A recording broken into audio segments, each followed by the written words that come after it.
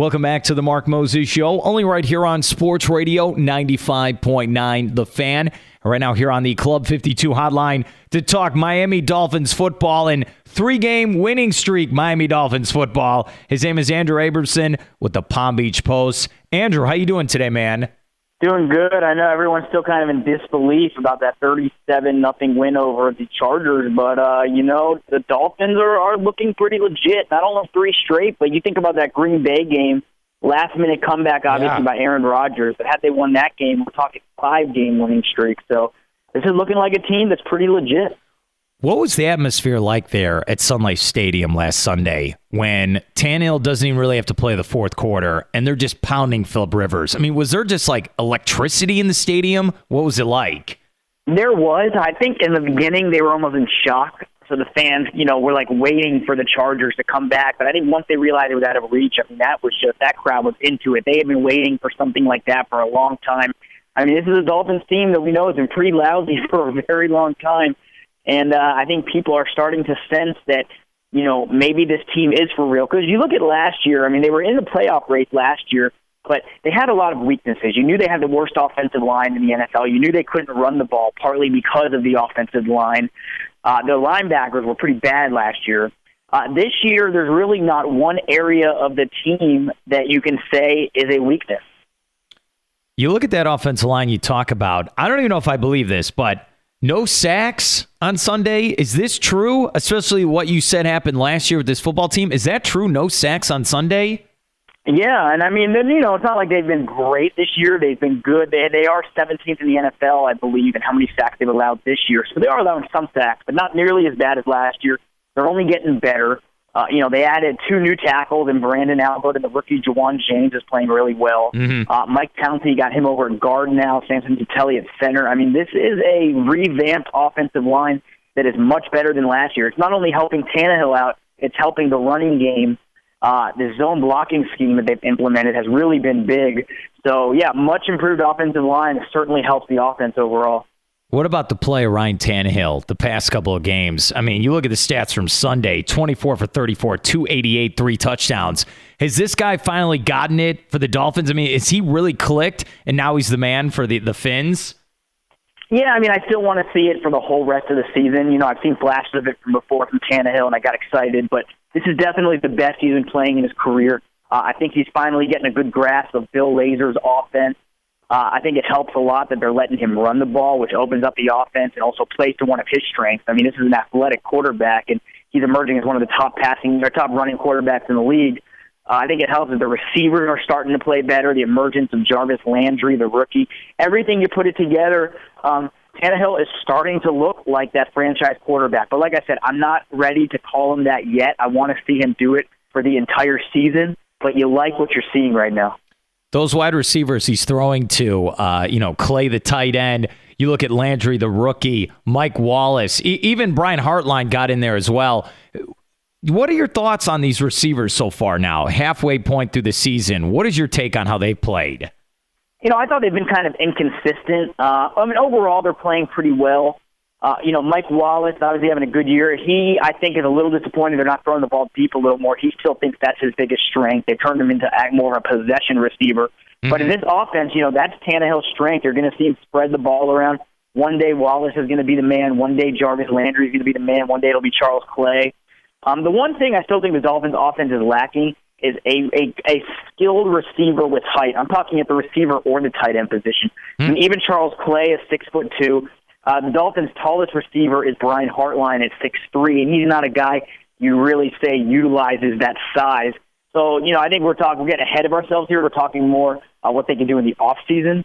But I think that's still the missing link, is to really get a receiver with size. So that's what they lack right now. But overall, I think it's a good receiving core. I really like what Jarvis Landry is doing. I think he's becoming their most reliable receiver. And I think they have enough weapons for Tannehill to get it done. Can't you make a case, when we're here at the Andrew Abramson Palm Beach Post, you talk about James, you talk about Landry, halfway through the season, I know they're rookies, but do you feel like those are 2 hits for the GM there for the Dolphins with those picks to help this team? Yeah, no doubt about it. I mean, I think overall, Dennis Hickey's done a good job his first year as GM. Those 2 picks were success. They brought in some good free agents, including Brandon Albert, Earl Mitchell, defensive tackle, was a guy they got for about half the price of Paul Soliai. I think he's been playing well. They've had some other good moves.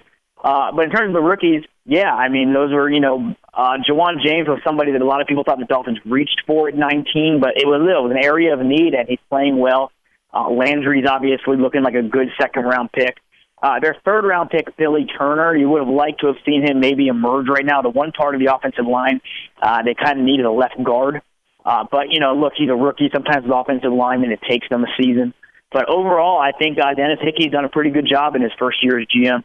Sticking with the offense real quick, how about that run game with Lamar Miller? Is he the guy now? I know Marino's done for the year. Is this Miller's ball to run most of the time, or are there other backups in the mix there as well? Yeah, I mean, like any other team, there are backups that are going to get some carries, but, I mean, it's Lamar Miller's team, and I think it's been a combination of things. One, I do think he's playing better this year. You're seeing him break tackles more than he has in the past, showing a little more vision. He's definitely improved, but I think a big part of it also has been the zone blocking scheme of the offensive line. They're really opening up holes. They're making it easy for these running backs. One thing about Miller, he did have a shoulder injury on Sunday. There's a chance he doesn't play this weekend, and if he doesn't play, then you're talking the undrafted rookie Damian Williams or Daniel Thomas get the majority of the carries. Not an ideal situation, but I do think with the way this scheme is going and this offensive line, I almost think you could plug anyone in there and they'd at least be solid. But Miller's taking his game to a next level, and it's been impressive. We're with Andrew Abramson, Palm Beach Post, talking Dolphins football right here on the Club 52 hotline. Got to give love for the defense. The Chargers didn't score on Sunday. You and me were joking about this off air with some of these stats. How good's this defense really when you just look at the stats so far here on the season? Yeah, I mean, it's look, they're third in the NFL, and they've only allowed 18.9 points a game. Man. They're first in the NFL in yards per play. They're giving up less yards per play than any team in the NFL. And that's a stat you don't hear about a lot, but it's a stat the coaches take very seriously. So the defensive line has just been outstanding. Pro Football Focus, which does their own kind of advanced gradings, they have Cam Wake as the number 1 defensive end in the NFL right now, and they have Olivier Vernon as the number 4. So 2 Dolphins defensive ends in the top 5. Very impressive. And here's the thing. The Dolphins' offense early in the season was coming out slow. They were hot in the second half, slow first half. If the Dolphins' offense can step up and get some leads and force the opponent to throw, that's going to only be a bigger advantage for the Dolphins with their pass rushers. So this is a very good defense. The secondary is playing well, and that's leading the way, no doubt about it. Who's the best corner cover on this team when you talk about that secondary? Who's really the shutdown guy for the Dolphins? It's Brent Grimes, and there's only one guy he's had trouble with all year, and that was Green Bay's Jordy Nelson. But other than that matchup, he's just been able. I keep thinking he's going to slow down at some point. I mean, he's not the biggest guy. I think he's 32 years old now, but he's just playing at an extremely high level.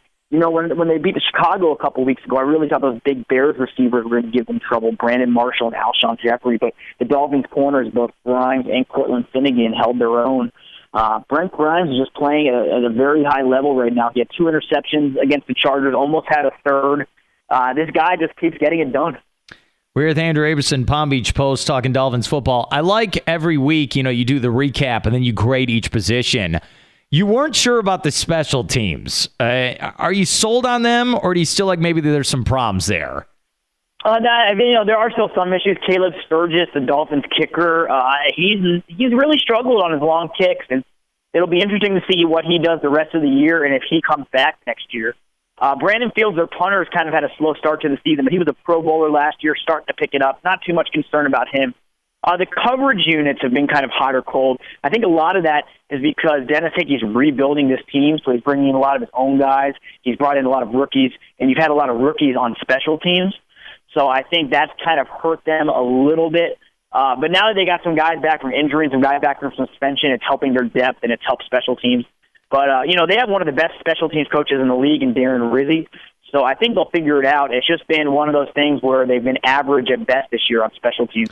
Let's go over the schedule real quick. You got the Lions, the Bills, Denver, the Jets twice, Baltimore, New England, Minnesota. I think it's a tough schedule. What's your take, man? This is not over yet. This is a tough one. Oh, it's certainly not over. I mean, the tough stretch is really November. If they can go up and win in Detroit, that would be huge. Then you got Buffalo at home. Buffalo gives the Dolphins all sorts of problems. Yeah. Right at this moment, I'd probably pick the Bills to win that game. Denver, I think the Dolphins actually. I'm not going to predict right now they're going to go in Denver and beat them. I wouldn't go that far.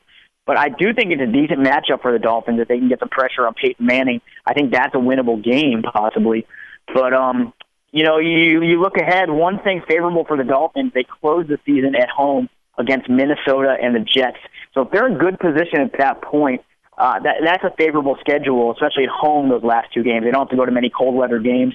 The only real cold-weather game they have this year is in mid-December against the Patriots. Denver can be chilly in November, but it's more of that dry air. It's not that bitter, wet cold you have in New England. So, they got the Ravens on the schedule. Look, it's not easy, but I think we'll know a lot more about the Dolphins the next few weeks. I think if they can get through November and at least split the rest of their games, they're in pretty good position in December. Let me end with this. We're at the Andrew Abramson Palm Beach Post. Great insight in the Dolphins. What was London like, man? I'm super jealous. What did you do over there? You got to give me insight. Oh, it was great. I checked out some British pubs, did a little sightseeing, Tower of London. I mean, talk about a cool place, thinking about that's where they've been, executing people for 600 years, and Berlin. A lot of history in England. And also, I got to know a lot of British NFL fans. There's a hardcore group of them. I mean, it's maybe still a little bit of a niche there, but it's getting bigger and bigger. And these people are hardcore. They all have the teams they like. They get the package. They watch all the games. They even stay up and watch the night games, which start at 1 a.m. for them. Wow. That was fun. There's a growing number of British NFL fans. Are they Jacksonville Jaguar fans? That's what I get confused on. Yeah, because they play there. I don't think so. No, I mean they're teams. It's kind of like here. If you had the English Premier League and everyone kind of has their own teams they root for, it's really scattered. You see people with all different kinds of jerseys. The Dolphins are actually one of the more popular teams. I think when they first started showing the NFL in the 80s, the Dolphins were a pretty hot team. But it's one thing I was wondering, they've talked about putting a team there. And, one thing I learned from the fans is they don't really want a team in London. The way they look at it is they already have their teams they root for. Going back to my analogy of the English Premier League, It would be like if you already have a team you root for, would you really want a Miami or an Orlando team? Would you root for them? Probably not, because you already have your team. So that was kind of interesting to me. No, wait a minute. Okay, I got to end with this then. This is your bonus thing. Did you teach them also that when they show Sun Life Stadium, that Ocean Drive in South Beach is not across the street like TV tries to portray? I mean, come on. Yeah, I didn't get into that too much. Here's the problem. It's not in the best neighborhood of the stadium. I don't know, what are they going to show? Miami Gardens? It's not the most desirable. So, I can't blame the TV networks for showing the beach when you show South Florida.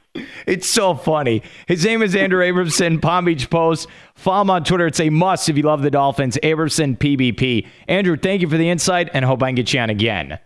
Anytime. Thanks for having me.